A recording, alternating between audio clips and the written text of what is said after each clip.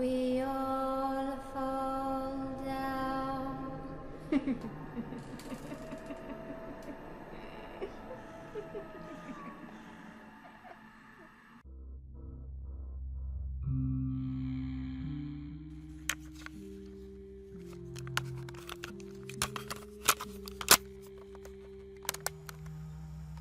Bonjour à toi, mon futur remplaçant. Bienvenue dans l'abbaye de Lavanville. Non, je plaisante. C'est pas comme ça qu'elle s'appelle, mais je sais pas, j'aime bien son nom et puis j'espère que tu auras la ref au moins. Non, bon, un peu de sérieux. Je te laisse cette petite piste audio car tu auras pas mal de soucis dans cet endroit. Oh, rien de bien méchant, mais un bon conseil. Écoute mes instructions car cela est très très très important pour toi. Non, franchement, je plaisante pas. Là, tu vas sûrement poser ce Walkman en te disant ouah, il abuse quand même. Et puis, un Walkman qu'est-ce que c'est que cette technologie du passé? C'est qui travaillait ici avant moi? Un homme des cavernes? Eh oh, je te permets pas. Je sais que je suis vieux, mais quand même, faut pas abuser. Eh bien, écoute, si tu penses que tout est ok, tu peux travailler ici sereinement. Après tout, tu ne fais que garder une vieille abbaye perdue au milieu de nulle part, juste à côté d'un petit village. Qu'est-ce que tu risques? Sur le papier, pas grand-chose. Tu as dégoté le job ultime. C'est peinard, personne ne vient, et étonnamment, il y a un très bon réseau ici. Certes, perdu au milieu de nulle part, j'en suis le premier surpris, mais il est excellent. Alors si tu as Netflix ou Disney+, tu vas sûrement en profiter. Mais écoute bien mes instructions jusqu'à la fin. Si tu ne veux pas que ton service ici se transforme très rapidement en un mauvais remake de La Nonne ou Les Abîmes de l'Enfer, tu auras vraiment, mais vraiment besoin de moi. Bon, t'es décidé? Tu veux m'écouter? Je l'espère, car si tu m'enfermais dans un placard, malheur à toi. Bon, je te rappelle vite fait tes petites conditions de travail. Dans ce vieux bâtiment, il n'y a pas de pointeuse. Tu dois faire simplement 3 tours de ronde à 2 heures, 4 heures et 6 heures du matin pour débaucher à 7 heures. L'employé du jour devra arriver 30 minutes plus tard, lui et les équipes de nettoyage. Le lieu est très souvent visité par les touristes. Un petit détail, la direction ne te l'a pas dit, mais essaye de regarder s'il n'y a pas quelques graffitis ici et là. Tu sais, ces vilains dessins ou ces petites écritures ici et là, qui ont été grattées sur le mur avec une clé. Ça peut paraître anodin, mais si tu t'investis un peu plus dans ton travail, la direction devrait vraiment bien aimer cela. Oui, parfois, faut faire un peu le lèche-cul pour avancer dans sa carrière. Je te préviens d'avance, tu risques de voir plusieurs choses très bizarres toutes les nuits que tu travailleras ici. Certaines seront bonnes et d'autres moins agréables. Mais tu es dans une abbaye. Dans l'ensemble, il ne devrait rien t'arriver. Dans l'ensemble, je dis bien. Alors suis ces quelques petites règles que je t'ai laissées sur une feuille. Et tout devrait bien se passer. Règle numéro 1. 2 heures du matin. Commence ta ronde tout à fait normalement. Traverse le grand hall d'entrée. Visite les chambres les unes après les autres. Et suis le reste du plan comme c'est marqué sur ta feuille. Bon, ça là-dessus, je vais rien t'apprendre. J'espère que tu as été formé durant la journée. Normalement, tu dois connaître l'itinéraire par cœur. Mais fais attention dans la salle de prière. Tu la reconnaîtras très facilement. C'est une grande salle vide, avec une immense croix collée au mur. C'est là que les anciens moines se réunissaient pour faire leur prière du jour. De ce que j'ai compris, ils en avaient plusieurs. Matin, midi et soir. Durant une petite période, ils auraient eu une prière très tard le soir, dans les alentours de 2 ou 3 heures du matin. Personne ne sait exactement pourquoi. Sûrement une période de guerre malheureusement. Le village non loin d'ici a abrité un groupe de soldats allemands, et disant que beaucoup de gens voulaient leur mort. Sans rentrer dans les détails bien sûr, je ne suis pas là pour ça. Je ne fais que te dire des faits historiques.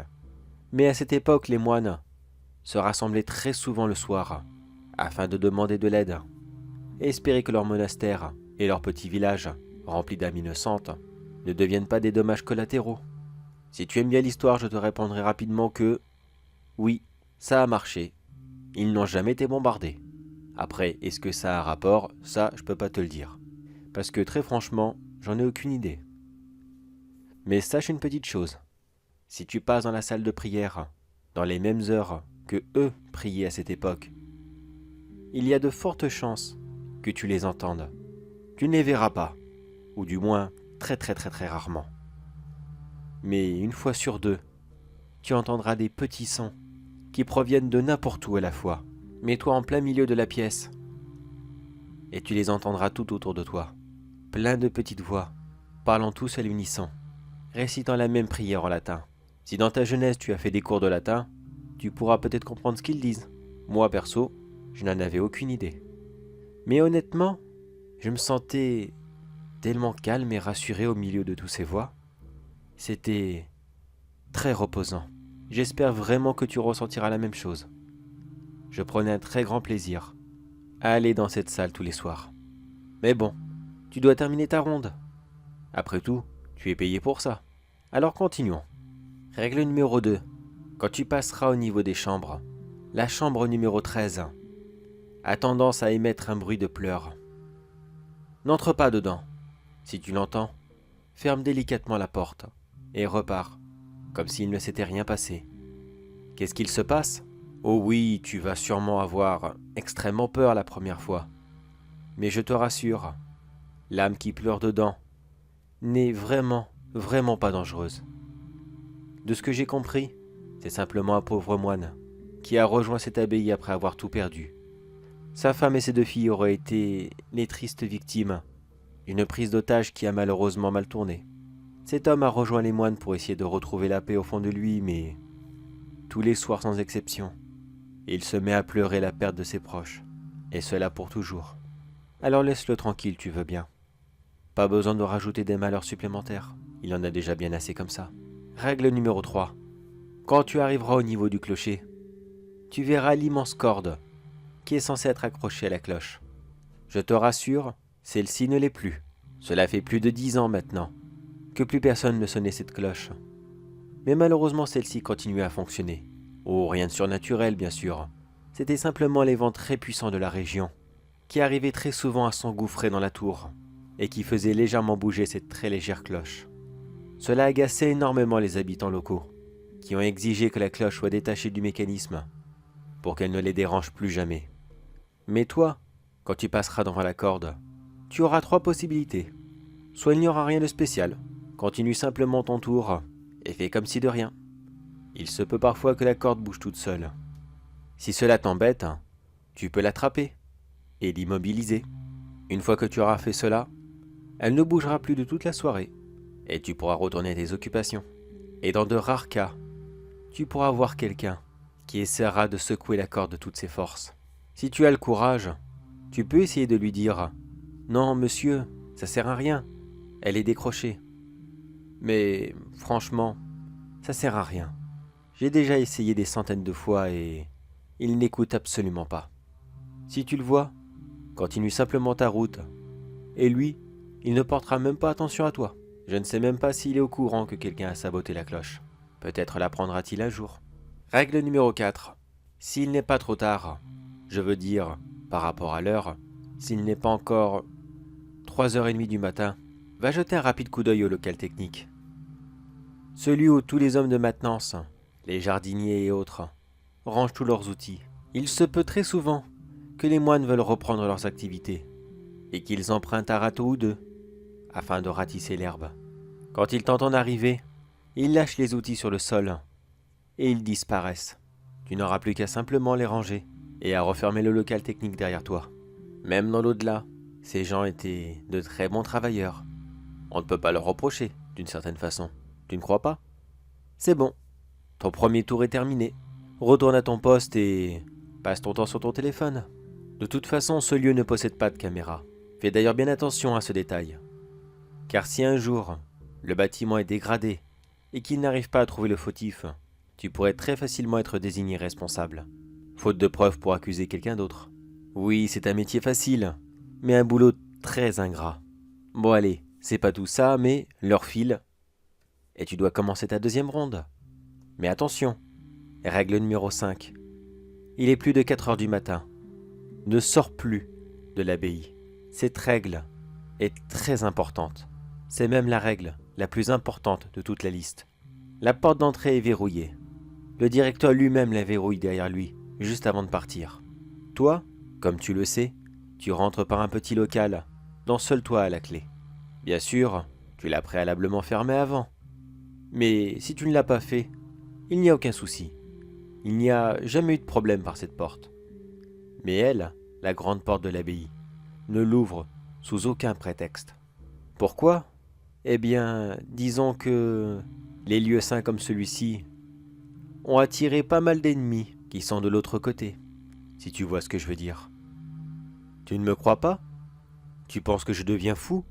D'abord les fantômes des moines, et maintenant des espèces de pseudo-démons qui restent là à faire du porte-à-porte ? Eh bien écoute, depuis la tour du clocher, tu peux avoir une très belle vue de devant la porte. Tu as du courage ? Tu es fort ? Est-ce que tu as autre chose qui commence par C et que je ne peux pas dire parce que c'est trop mal poli ? Eh bien jette un coup d'œil. Mais si tu veux mon conseil, après avoir vu ça, tu ne pourras plus jamais douter de rien. Plus jamais. Règle numéro 6. Tout le monde est parti se coucher. Alors s'il te plaît, fais ta ronde dans le silence. Tu n'as quand même pas envie de les déranger. Et surtout, tu n'as pas envie d'attirer sur toi tous ceux qui se promènent à l'extérieur. Surtout si tu les as vus. Je pense que tu n'as pas spécialement envie qu'ils passent à travers un vitrail pour te sauter dessus. À part ça, ta nuit sera parfaite. Ça sera très très calme. Retourne à ton poste et souffle un coup. Il te reste quoi ? Une bonne heure 40 avant la dernière ronde. Et enfin, règle numéro 7. Toutes les petites âmes seront parties. Parties où exactement, je ne sais pas. Je ne l'ai jamais su. Avant que le directeur et les autres employés de la maintenance quittent l'abbaye la veille, toutes les portes intérieures étaient ouvertes. Maintenant, elles sont fermées. Refais un très grand tour et ouvre-les toutes les unes après les autres. Ne t'inquiète pas, tout le monde est parti. Il n'y a aucun souci, tu ne dérangeras personne. Si ça peut te rassurer, par politesse, tu peux toujours toquer aux portes des chambres et demander s'il y a quelqu'un. Je n'ai jamais eu de réponse, mais la politesse, ça n'a jamais tué personne. Oui, cette dernière règle est plus d'ordre technique que paranormal. Mais tu es là pour travailler, il en faut bien de temps en temps, n'est-ce pas ? Que se passe-t-il si tu l'oublies ? Oh, rien du tout, à part juste que le directeur va venir te faire son énorme discours, disant que toutes les portes doivent rester ouvertes car le lieu est vieux, il faut le ventiler, et blablabla, et blablabla. Non, crois-moi que cette vieille personne est très agaçante quand il s'y met. Et tu n'as vraiment, mais vraiment pas envie de te farcir cela. Ça va certainement t'occuper une bonne heure et demie. Alors bon courage à toi, et commence le plus tôt possible. Et voilà, ta première nuit est terminée. J'espère que cela ne t'a pas trop fait peur, que tu aimes ce métier. Comme tu l'as remarqué, il est assez atypique. On ne s'y ennuie jamais. Surtout si tu es un amateur de frissons, et que tu aimes regarder à l'extérieur de l'abbaye, quand il est plus de 4 heures du matin. Ils sont affreux, n'est-ce pas ? Si tu y arrives plusieurs fois, eh bien, tu es vraiment fort. Moi, je l'ai fait qu'une seule fois, et ça me suffit largement. Si tu te poses la question, à quelle heure tu peux ouvrir cette grande porte ? Eh bien, à 6 heures du matin, l'heure de la dernière ronde, il ne devrait plus y avoir de danger. Mais si tu as un doute, attends que le directeur ne revienne lui-même. Il passe tous les jours à cette heure, afin d'être sûr que le lieu soit prêt pour les touristes. Et oui, petit conseil, n'essaye pas de lui parler de ce que tu as vu ou entendu durant la nuit. Cet homme est un athée, pur et dur, et il ne veut rien savoir. À ses yeux, tu ne seras qu'un fou supplémentaire, qui a un peu trop bu durant son service. Il risque même de mettre fin à ton contrat, si tu insistes trop. Non, suis mon conseil et garde cela pour toi. Et puis au pire, si tu n'aimes vraiment pas, quand ta période d'essai sera finie, pose ta démission. Je te laisse la liste des tâches et la bande audio. Comme ça, tu pourras me réécouter aussi souvent que tu veux, si tu as le moindre doute sur l'une de ces règles. Je t'ai même laissé mon numéro de téléphone. Il est juste là, en bas de la page. Appelle-moi quand tu veux, il n'y a aucun souci. Je ne vais quand même pas te laisser dans la merde. Ça serait méchant de ma part. Pour ma part, je pars dans un nouveau lieu qui est aussi atypique que celui-ci. Lequel, je ne le dis pas. Mais il est aussi original et rempli de sensations fortes que les précédents.